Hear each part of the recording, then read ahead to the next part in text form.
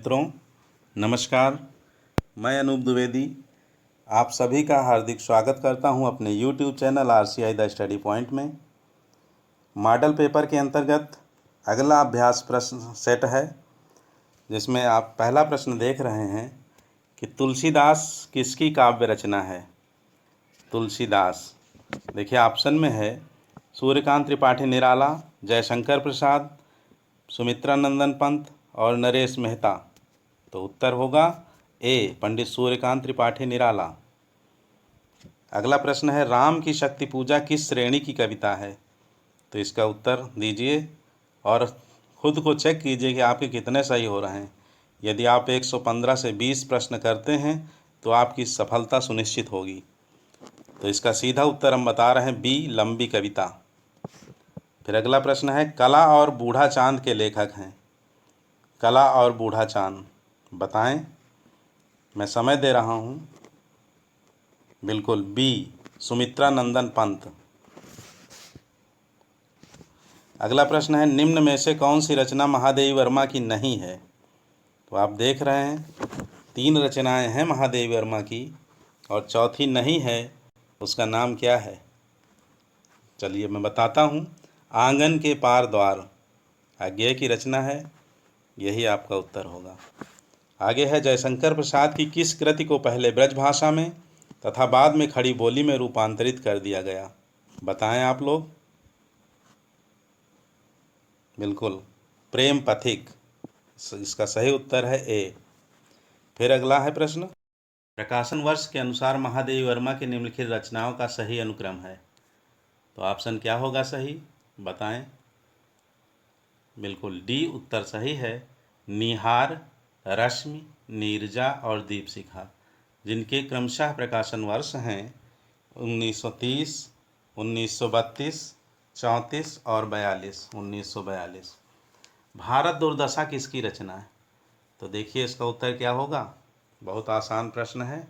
भारत दुर्दशा, बिल्कुल बी इसका उत्तर है, भारतेंदु हरिश्चंद्र। और इनके अन्य नाटक हैं अंधेर नगरी, वैदिकी हिंसा हिंसा न भवति, प्रेम जोगिनी, चंद्रावली, नील देवी, सती प्रताप आदि। अगला प्रश्न है निम्नलिखित में से कौन सा भारतेंदु हरिश्चंद्र का मौलिक नाटक नहीं है। क्या उत्तर होगा, मौलिक नाटक समझ रहे हैं।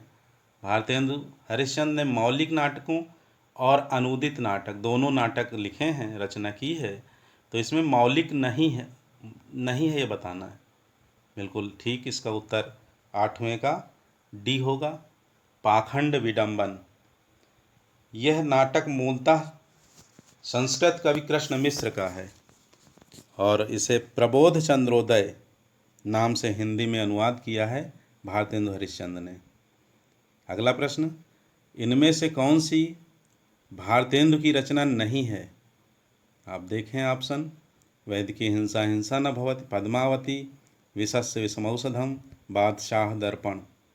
क्या उत्तर होगा, बिल्कुल बी, पद्मावती। पद्मावती या पद्मावत मलिक मोहम्मद जायसी की रचना है। अतीत के चलचित्र किसकी रचना है। बहुत महत्वपूर्ण प्रश्न है। बी उत्तर सही है, महादेवी वर्मा का रेखा चित्र है। फिर है कौन सी कृति मोहन राकेश की नहीं है। आप देखें आषाढ़ का एक दिन, कन्यादान, लहरों के राजहंस, आधे अधूरे। बिल्कुल इसका उत्तर होगा बी, कन्यादान नाटक विजय तेंदुलकर का है, तो यही उत्तर होगा। फिर अगला प्रश्न देखें अरुण यह मधुमय देश हमारा गीत जयशंकर प्रसाद की किस कृति में है। अरुण यह मधुमय देश हमारा, बिल्कुल ठीक आपका उत्तर है, यदि आपने डी उत्तर बताया है चंद्रगुप्त और दूसरा बताया है तो आप सही कर लें। फिर अगला प्रश्न है रेल का विकट खेल नाटक के रचनाकार हैं। तो इसका उत्तर होगा सी, बालकृष्ण भट्ट। यदि आपने यही दिया है तो बिल्कुल ठीक है। आप कमेंट सेक्शन में बताना कि आपके कितने प्रश्न सही होते हैं। यदि आप 116, 17, 18 पहुँच रहे हैं तो अच्छी स्थिति है। अजगर करे न चाकरी, पंछी करे न काम, किस कवि ने कहा था। मलुकदास की प्रसिद्ध पंक्ति है, दास मलुका कह गए सबके दाता राम। याद कर लीजिए। आगे बढ़ते हैं। निम्नलिखित में से संत काव्य परंपरा के अंतर्गत आने वाले कवि का नाम है। संत काव्य परंपरा न आने वाले, देखिए प्रश्न देखिए ठीक से, अंतर्गत न आने वाले।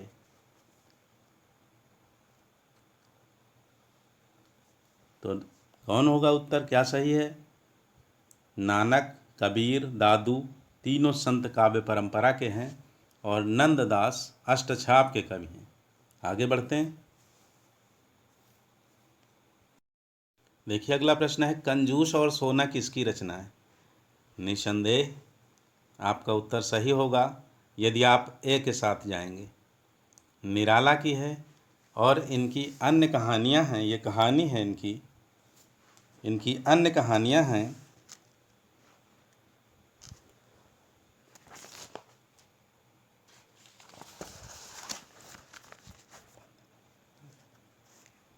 जब आपसे गलती होती ना। कंजूस और सोना किसकी रचना है? बिल्कुल ठीक उत्तर है आपका यदि आप निराला के साथ जा रहे हैं, क्योंकि निराला की ये कहानी है। अन्य को उत्तर दे रहे हैं तो आप अपने को करेक्ट करें, और निराला दे रहे हैं तो आप करेक्ट हैं ऑलरेडी। तो इनकी अन्य कहानियां हैं भेड़िया, दो घड़े, सुकुल की बीवी, देवी, हिरनी आदि। आगे अगला प्रश्न है, अलवार वैष्णवों की संख्या कितनी? तो अलवार दक्षिण भारत के वैष्णव संत हुए हैं जिनके द्वारा ही भक्ति का उदय हुआ और पूरे भारत में फैली। कहा गया है कि भक्ति द्राविणी उपजी लाए रामानंद, प्रगट किया कबीर ने सप्त द्वीप नवखंड। तो दक्षिण भारत के अलवार वैष्णव की संख्या कितनी मानी आई है? बिल्कुल ठीक उत्तर है आपका, 12 कह रहे हैं तो सही है, अन्यथा आप बिल्कुल। आगे बढ़ते हैं। विष्णुकांत शास्त्री की प्रसिद्ध कृति का नाम है। 2010 में ये प्रश्न पूछा गया टीजीटी में, और जिसने सही किया अच्छी बात है, आप सही कर रहे हैं तो अच्छी बात है। कुछ चंदन की कुछ कपूर की, सी उत्तर सही है, बहुत प्रसिद्ध है, और इस पर इन्हें आचार्य रामचंद्र शुक्ल पुरस्कार भी मिला है सन 1972-73 में उत्तर प्रदेश सरकार के द्वारा। अगला प्रश्न है, हिंदी साहित्य में सरदार पूर्ण सिंह की ख्याति किस रूप में है? तो सरदार पूर्ण सिंह ने 6 निबंध लिखे हैं और 6 निबंधों में ये अमर हो गए हिंदी साहित्य जगत में। तो ये निबंधकार के रूप में जाने जाते हैं। यदि आपने सी कहा है तो ठीक है। आगे बढ़ते हैं। सूर काव्य के विषय में कौन सा तथ्य गलत है? सूर का वात्सल्य वर्णन अद्भुत। सूर यहाँ सूरदास जी के लिए आया है, सगुण भक्ति का प्रतिपादन किया निश्चित रूप से। इनकी भाषा अवधि नहीं है, क्या है आप बताएं? बिल्कुल ब्रज भाषा है, इसलिए यही उत्तर होगा, गलत तथ्य। आगे बढ़ते हैं। भ्रमरदूत के रचनाकार हैं, तो भ्रमरदूत के रचनाकार कौन हैं बताएं? बिल्कुल ठीक, यदि आपका उत्तर ए है, सत्यनारायण कविरत्न। दूसरा आंसर दिया है तो आप गलत हैं, उत्तर आपका ए सही है। फिर जुगमान लिखा है, जुगलमान होगा, ला इसमें गायब है। जुगलमान चरित्र नामक ग्रंथ के लेखक हैं, बताएं उत्तर। बिल्कुल ठीक, बी के साथ आप जा रहे हैं, सही है, कृष्णदास। अगला प्रश्न है, अष्टछाप के संस्थापक हैं। देखिए अष्टछाप से प्रश्न जरूर बनता है और महत्वपूर्ण प्रश्न है। अष्टछाप के संस्थापक विट्ठलनाथ हैं। 8 कवियाँ, 4 अपने पिता वल्लभाचार्य और 4 अपने शिष्यों, 8 को मिला करके इन्होंने अष्टछाप के कवि की रचना की। आगे है, गोस्वामी तुलसीदास ने रामचरितमानस की रचना की थी, कब की थी? स्वयं उन्होंने रामचरितमानस में कहा है संवत 1631। यदि आप ए के साथ जा रहे हैं तो आप ठीक हैं। आगे बढ़ते हैं। राम रक्षा स्तोत्र रचना के लेखक, राम रक्षा स्तोत्र रचना बताएं। बिल्कुल ठीक, रामानंद। आरत कीजिए हनुमान लला की भी नहीं की है, विशिष्टाद्वैतवाद के समर्थक हैं ये। देखिए अगला प्रश्न है, रामचरितमानस के उत्तरकांड के संबंध में असत्य कथन का चयन कीजिए। असत्य, तो उत्तर क्या होगा इसका?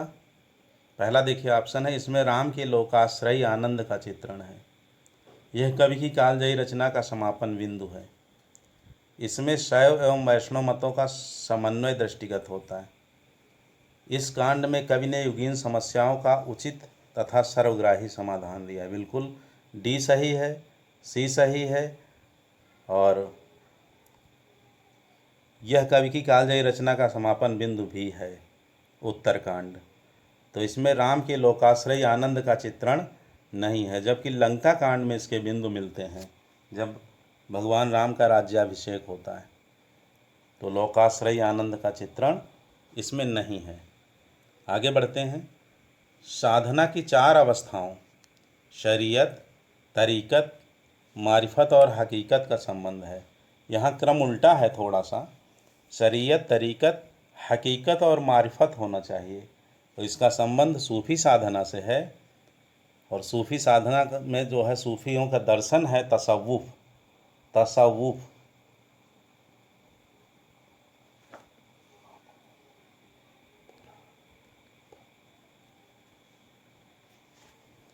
आगे बढ़ते हैं।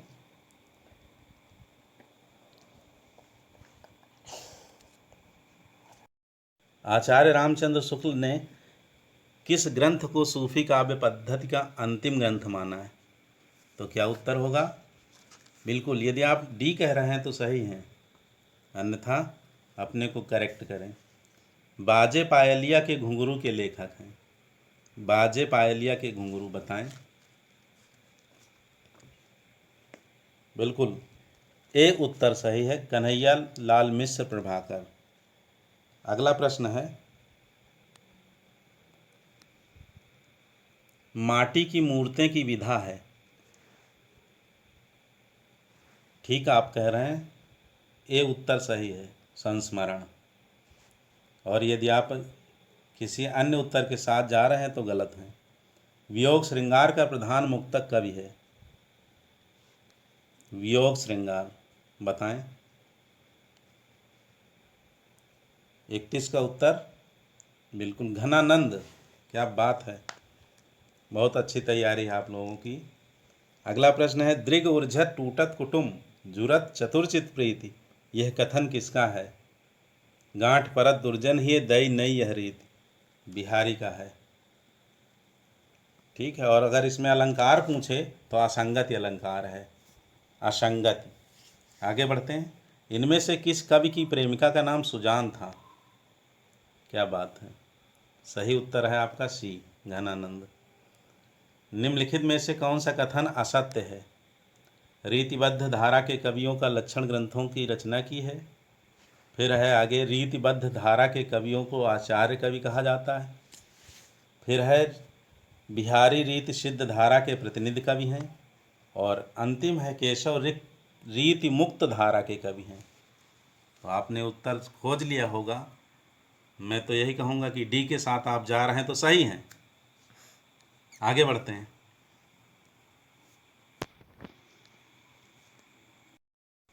कालिदास हजारा की रचना किसने की? देखिए ऑप्शन है, भारतेंदु हरिश्चंद्र, घनानंद, चिंतामणि, कालिदास त्रिवेदी। हाँ, कालिदास हजारा कालिदास त्रिवेदी की रचना है। क्या बात है। अगला प्रश्न है, अर्धकथानक नामक कृति की विधा क्या है? तो अर्धकथानक नामक कृति की विधा बिल्कुल आत्मकथा है। पहली 1641 में बनारसीदास जैन ने लिखी थी। आगे बढ़ते हैं। नवजागरण का अग्रदूत हिंदी के किस लेखक को कहा जाता है? ऑप्शन देखिए और उत्तर दीजिए। बिल्कुल ठीक, भारतेंदु हरिश्चंद्र नवजागरण के अग्रदूत माने जाते हैं। उत्तर होगा बी। भारतेंदु हरिश्चंद्र द्वारा संपादित पत्रिका का सही नाम है, बताइए। बाला बोधिनी या बाला प्रबोधिनी? बिल्कुल ए होगा, बाला बोधिनी। क्या बात है। हिंदी नवरत्न के लेखक हैं। बहुत ही महत्वपूर्ण और आसान प्रश्न, मिश्र बंधु, गणेश, सुखदेव, श्याम, याद रखिए। गणेश बिहारी, सुखदेव बिहारी, श्याम बिहारी मिश्र। पूछ लिया जाता है प्रश्न। प्रश्न है, हिंदी साहित्य का आधा इतिहास निम्नलिखित में से किसके द्वारा लिखा गया? ऑप्शन आपके सामने हैं, बताएं उत्तर। बिल्कुल बी के साथ जा रहे हैं तो सही हैं, क्या बात है। फिर अगला प्रश्न है, आंग्ल भाषा में लिखा गया हिंदी साहित्य का इतिहास स्केच ऑफ हिंदी लिटरेचर के लेखक हैं। क्या उत्तर होगा? 41 का ए, बिल्कुल पादरी एफ ही के, करेक्ट आंसर। अगला प्रश्न है, मुक्तिबोध की आत्मकथा किसने लिखी? मुक्तिबोध की आत्मकथा लेखक हैं विष्णुचंद्र शर्मा। आगे बढ़ते हैं, नई कविता और अस्तित्ववाद के लेखक हैं। नई कविता और अस्तित्ववाद, यह आलोचनात्मक ग्रंथ है डॉक्टर रामविलास शर्मा का, और इनके प्रमुख आलोचना ग्रंथ हैं प्रगति और परंपरा, साहित्य तथा संस्कृत, भाषा और समाज। अगला प्रश्न है 44 नंबर, अपभ्रंश प्रभावित हिंदी रचना कौन सी है? क्या उत्तर होगा? अपभ्रंश प्रभावित हिंदी रचना, ए, बी, सी या डी? ए, भारतेश्वर बाहुबली रास, 1184 ईस्वी, 205 छंदों का खंड काव्य है। कभी कभी पूछ लिया जाता है क्या है ये। आचार्य रामचंद्र शुक्ल के अनुसार निम्नांकित में से कौन सी रचना तुलसीदास की है? तो देखिए, आचार्य रामचंद्र शुक्ल ने तुलसी के 12 प्रामाणिक ग्रंथ माने हैं, जिसमें बरवे रामायण आता है। यदि आपका उत्तर बी है तो आप सही हैं। अगला प्रश्न है, आल्हा और उदल नामक 2 वीर सरदारों की वीरतापूर्ण लड़ाइयों का वर्णन मिलता है। तो क्या होगा बताइए उत्तर, ए होगा या बी? बिल्कुल ए, परमाल रासो, जिसे आल खंड के नाम से भी जाना जाता है, और रचनाकार जगनिक हैं। आगे बढ़ते हैं, अपभ्रंश का वाल्मीकि किसे कहा जाता है? निश्चित रूप से स्वयंभू को। पौमचर्यु इनकी प्रसिद्ध रचना है, रामकथा है। अगला प्रश्न है, विभावानुभाव व्यभिचार संयोगादर्श निष्पत्ति सूत्र किस आचार्य का है? भरत मुनि। तुरंत उत्तर दीजिए। महिम भट्ट द्वारा प्रतिपादित सिद्धांत है अनुमानवाद, ए सही है, महिम भट्ट। अनुमानवाद। ध्वन्यालोक किस तत्व से संबंधित है? तो निश्चित रूप से जब ध्वनि आ रहा है ध्वन्यालोक, तो ध्वनि से ही होगा, डी आंसर सही है। सतपुड़ा के जंगल किसकी रचना है? तो निश्चित रूप से यदि आप ए के साथ जा रहे हैं तो आप सही हैं, सतपुड़ा के जंगल।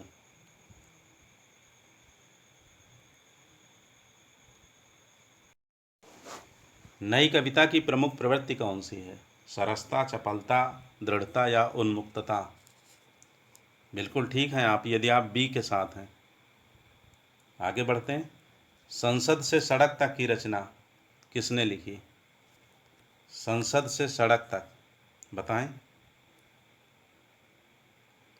बिल्कुल ठीक उत्तर आपका है, यदि आप बी के साथ जा रहे हैं, धूमिल। फिर अगला प्रश्न है, नरेश मेहता को ज्ञानपीठ पुरस्कार किस रचना के लिए प्राप्त हुआ? नरेश मेहता, ज्ञानपीठ पुरस्कार,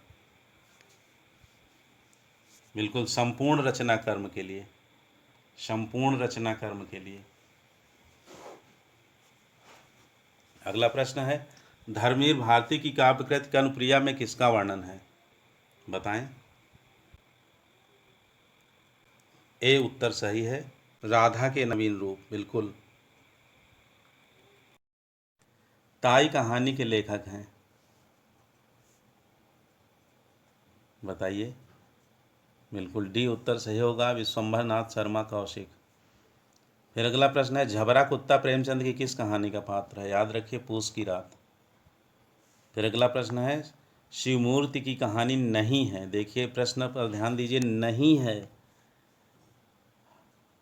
तो भरतनाट्यम, तिरियाचरित्र और कसाई बाड़ा शिवमूर्ति की कहानियां हैं, अकर्मक क्रिया नहीं है, डी।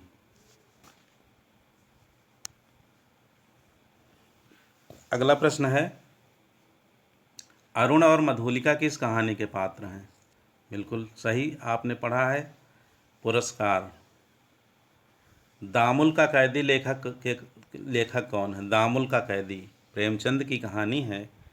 इनकी अन्य प्रमुख कहानियाँ आपको पता ही हैं, आप एक बार अच्छे से देख लेना। फिर है रुकोगी नहीं राधिका की उपन्यासकार कौन है? रुकोगी नहीं राधिका 61। क्या उत्तर होगा? डी, उषा प्रियमवदा। उषा प्रियमवदा। अगला प्रश्न है, निम्नलिखित में से मैथिली शरण गुप्त की कौन सी रचना नायिका प्रधान नहीं है? तो देखिए इसमें पंचवटी होगा, बाकी यशोधरा, साकेत और विष्णुप्रिया नायिका प्रधान हैं। साकेत, उर्मिला इसकी नायिका हैं। मैथिली शरण गुप्त ने इतिहास के उपेक्षित नारी पात्र को निम्न पुस्तक में प्रतिष्ठित किया है। तो उपेक्षित नारी पात्र कौन है? अभी मैंने नाम लिया था, उर्मिला लक्ष्मण की पत्नी हैं। उनकी कवियों ने उपेक्षा की है, यानी उनके ऊपर बहुत कम लिखा गया है, अन्ना के बराबर नहीं लिखा गया। तो मैथिली शरण गुप्त ने साकेत में उनके त्याग बलिदान को प्रतिष्ठित किया है, उर्मिला के। अब अगला प्रश्न है, चाक उपन्यास की लेखिका कौन है? चाक, बिल्कुल ठीक, मैत्रेयी पुष्पा। ए के साथ आप जाएंगे तो सही रहेंगे। आगे, इलाचंद्र जोशी के उपन्यास जहाज का पंछी को किस श्रेणी में रखा जा सकता है? डी, आत्मकथात्मक। अगला प्रश्न है, दहेज और बेमेल विवाह की समस्या प्रेमचंद ने अपने किस उपन्यास में उठाई है? तो इसका उत्तर भी बिल्कुल ठीक, डी। बहुत विद्वान हैं आप सब। अगला प्रश्न है, मैला आंचल उपन्यास के लेखक का नाम है? बहुत प्रसिद्ध है, आंचलिक उपन्यास है फणीश्वर नाथ रेणु का। आगे बढ़ते हैं, निम्नलिखित में से किस उपन्यास में मृणाल की आत्मपीड़ा का चित्रण हुआ है? 68 में क्या उत्तर होगा? बिल्कुल ठीक है, ए, त्यागपत्र। जैनेन्द्र कुमार का प्रसिद्ध उपन्यास है और इसमें मृणाल नामक भाग्यहीना युवती की आत्मपीड़ा का चित्रण किया गया है। अगला प्रश्न है, निम्नलिखित में से किस उपन्यास का कथानक भारत पाकिस्तान विभाजन पर आधारित नहीं है? प्रश्न पर ध्यान दीजिए, नहीं कह रहा है, तो इसका उत्तर क्या होगा? बिल्कुल ठीक, कर्मभूमि। कर्मभूमि का मुख्य केंद्र बिंदु जो है समस्या का, वह छुआछूत की समस्या का है, अछूत की। आगे, श्रीलाल शुक्ल की रचना है। श्रीलाल शुक्ल की रचना बताएं। बिल्कुल, राग दरबारी। अगला प्रश्न, लाल टीन की छत के लेखक हैं? क्या उत्तर होगा? सी, निर्मल वर्मा। अगला प्रश्न है, रजिया बेगम किसकी रचना है? बिल्कुल ठीक उत्तर होगा, आप यदि बी उत्तर दे रहे हैं, किशोरी लाल गोस्वामी। अगला प्रश्न है, आखिरी चट्टान रचना के लेखक हैं? आखिरी चट्टान, क्या उत्तर होगा? बिल्कुल ए, मोहन राकेश। अगला प्रश्न, हिंदी भाषी राज्य के अंतर्गत कौन सा राज्य नहीं है?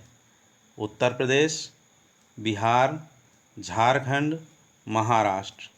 क्या उत्तर सही होगा? बिल्कुल ठीक, डी, महाराष्ट्र।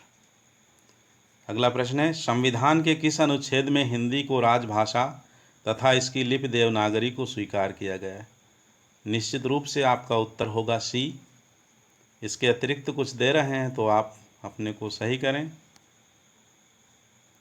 343 सी।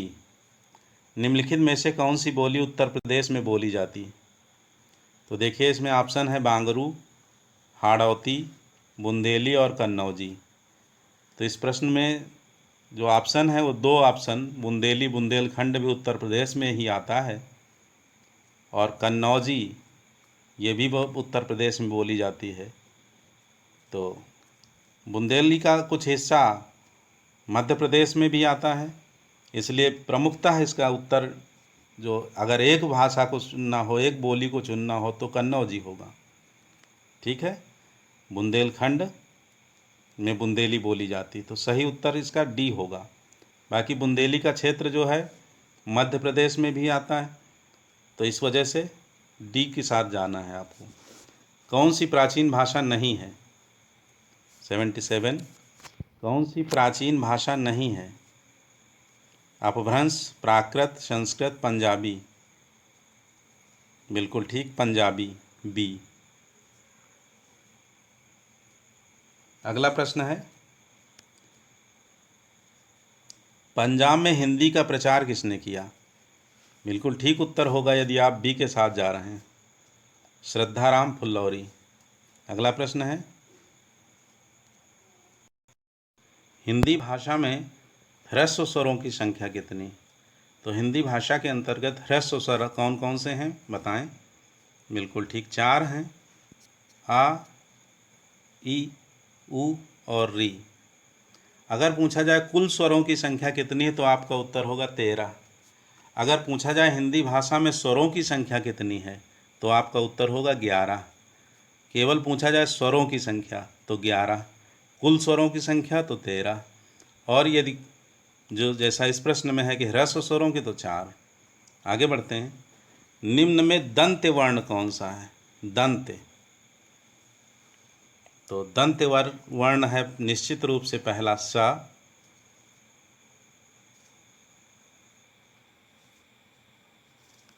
अगला प्रश्न है, निम्न में अनुनासिक वर्ण कौन सा है? क्या होगा? ठीक है, यदि आप सी के साथ हैं सही हैं। अगला प्रश्न है, जसोदा हरि पालने झुलावें पंक्ति में कौन सा रस है? तो हरि को पालने झुलाना, प्यार करना, दुलराना बालक रूप में तो वात्सल्य। निश्चित रूप से आप बी के साथ जाएं। अद्भुत रस का स्थायी भाव है, तो अद्भुत रस का स्थायी भाव क्या होता है? निश्चित रूप से सी होगा, विस्मय। आप ठीक हैं। दूसरे के उत्कर्ष को न सहकर उसकी निंदा करना किस प्रकार का संचारी भाव है? तो इसका उत्तर होगा डी, असूया। मित्रों, अगला प्रश्न है, लट लटकनि मनोमत्त मधुपगन मादक मधुप मधु ही पिए पंक्ति में किन वर्णों की आवृत्ति के कारण अनुप्रास अलंकार हुआ है? तो देख रहे हैं ला 2 बार आया है, म मनो मत मधुप, तो ला और मा उत्तर आपका होगा बी।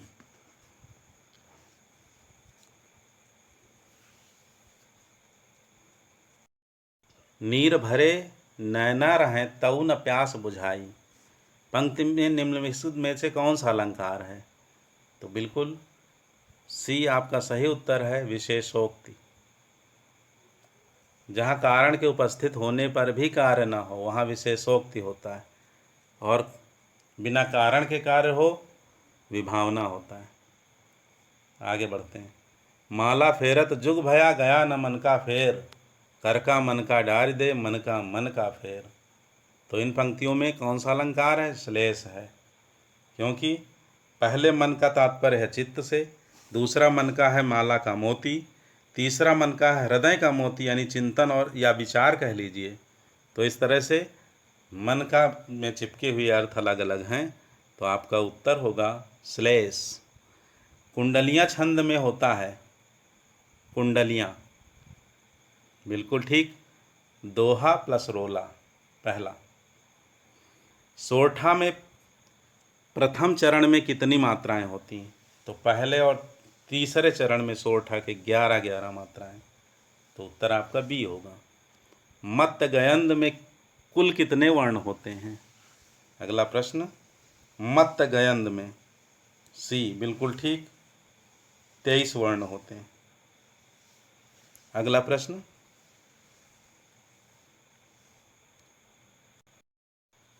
निश्चल का सही संधि विच्छेद है? तो निह प्लस चल ए। सद्धर्म का सही संधि विच्छेद है सत प्लस धर्म डी। सूक्ति का सही संधि विच्छेद है सु प्लस उक्ति, सु प्लस उक्ति यानी ए, दीर्घ संधि। द्वंद्व समास में कौन सा पद प्रधान होता है? तो द्वंद्व समास में दोनों पद। प्रत्यंग किस समास का उदाहरण है? तो प्रतिपल, प्रतिदिन, प्रतिक्षण, प्रति अंग, दो शब्दों से मिलकर बना है प्रति प्लस अंग, प्रत्यंग। अव्यय भाव समास के सारे उदाहरण बताएं।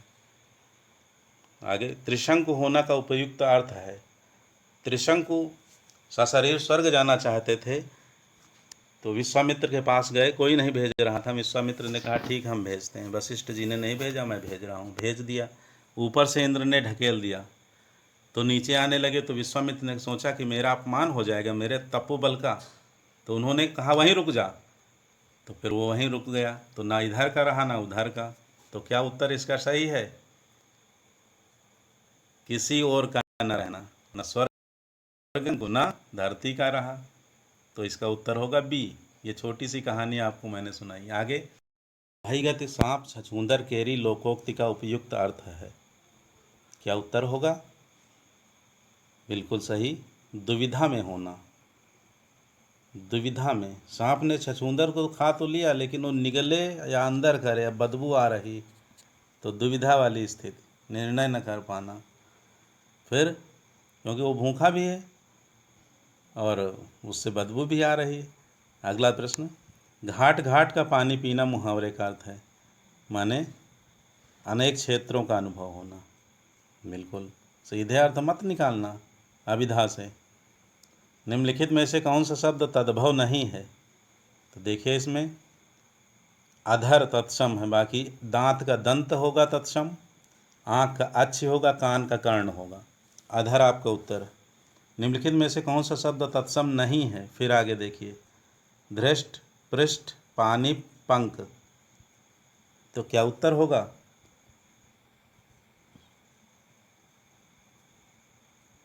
बिल्कुल ठीक, सी।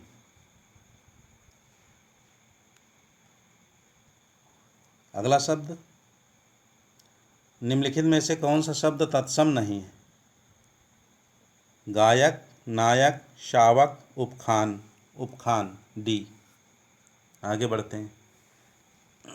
निम्नलिखित में से कौन सा शब्द तद्भव नहीं है? तो यही बी उत्तर होगा, तद्भव ही तद्भव नहीं है, क्योंकि ये तत्सम शब्द है। बाकी उपज, उपला, उबाल, ये सभी तद्भव हैं। आगे बढ़ते हैं। निम्नलिखित में से कौन सा शब्द तत्सम नहीं है? तो क्या होगा? उलझन, सी उत्तर। निम्नलिखित में से कौन सा शब्द तत्सम नहीं है? तो आप देख रहे हैं चैत का चैत्र होता है तत्सम, बस पहला ही नहीं है, शेष हैं। फिर है, वह शाम को घर जाएगा। वह शाम को घर जाएगा में वृत्ति के अर्थ का कौन सा भेद है?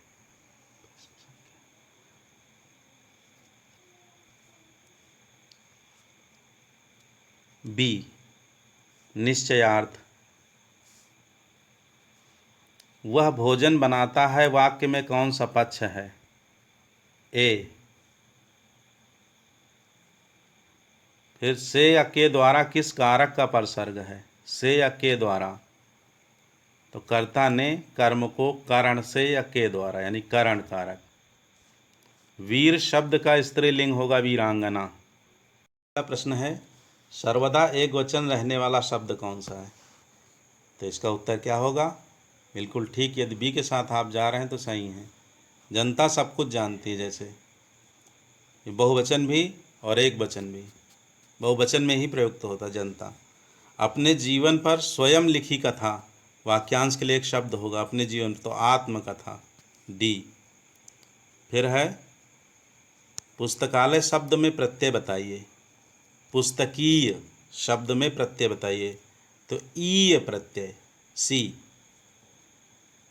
फिर है, कौन सा विकल्प स्मरण का विलोमार्थी शब्द है? तो विस्मरण, सी। दिए गए विकल्पों में से कौन सा विकल्प संक्षिप्त का विलोम शब्द है? तो संक्षिप्त का विलोम क्या होगा? विस्तृत, बिल्कुल ठीक। समानार्थी शब्द के आधार पर यमुना शब्द के लिए उचित समूह को चुनिए। तो यमुना के पर्याय कौन है? कृष्णा, सूर्यसुता,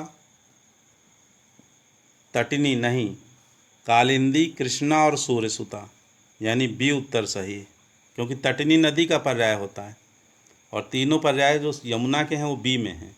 आगे बढ़ते हैं। निम्नलिखित शब्द युग्म के सही अर्थभेद को छांटिए। तो देखिए, चंचल, चंचल का तात्पर्य होता है अस्थिर, और चंचला लक्ष्मी का है। लक्ष्मी, लक्ष्मी हो जाएगा और अस्थिर, यानी सी सही। फिर है सा अपश्यत का हिंदी में अनुवाद है, बिल्कुल ठीक, उसने देखा, सी। लड़का जा रहा था, संस्कृत में अनुवाद क्या होगा? लड़का जा रहा था, बिल्कुल ए। बालकः गच्छति स्म।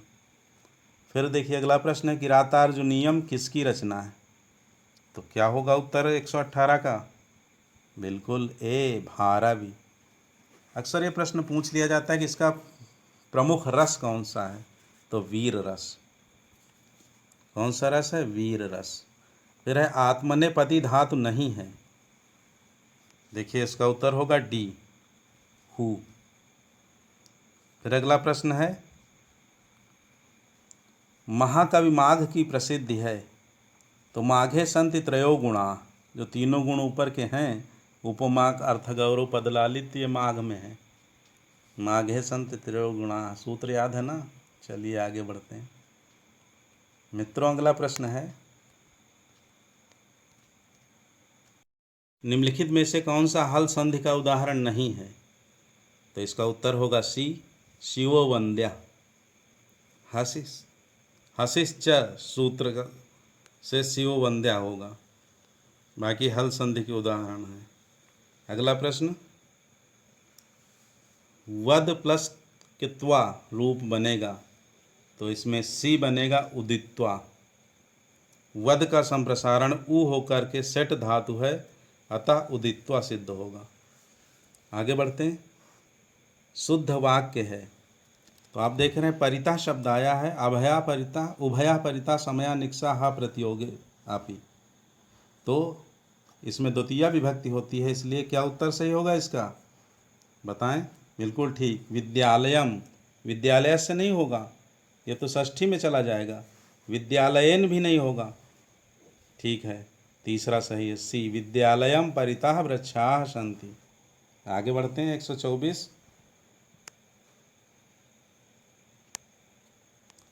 वध्वाम रूप बनेगा, तो वध्वाम रूप किस में बनेगा बताएं? बिल्कुल बी, सप्तमी एक वचन। षष्ठी बहुवचन में क्या बनेगा? वधूनाम। द्वितीया विभक्ति में क्या बनेगा? वधूम। इसलिए उत्तर सही क्या है? बी। फिर अगला लास्ट 125वां प्रश्न है, अभिज्ञान शाकुंतलम नाटक में शकुंतला के धर्म पिता हैं, तो पढ़ा है आपने?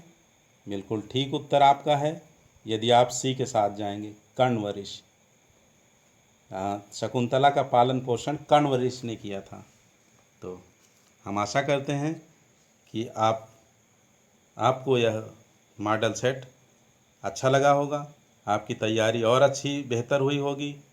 इसी आशा और विश्वास के साथ अगले सेट तक, अगले मॉडल सेट के लिए को लेकर जब आएँ, तब तक पढ़ते रहें, व्यस्त रहें, मस्त रहें।